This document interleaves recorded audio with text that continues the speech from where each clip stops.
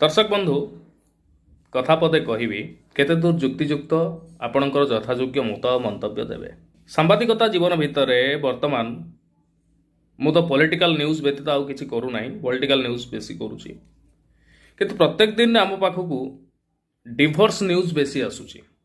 आ सबुठु आश्चर्य कथा हला डिवोर्स केस रे 95% होउचंती सरकारी चाकरिया। झीर बाप गोटे मस्त बड़ भूल करुची कौन ना से देखु ना पिलाटा भल कि खराब।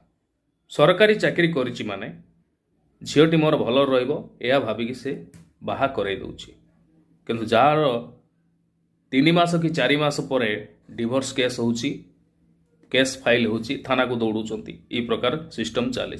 वर्तमान परिस्थिति रे केउटा ठीक बोली आपण विचार करंतु।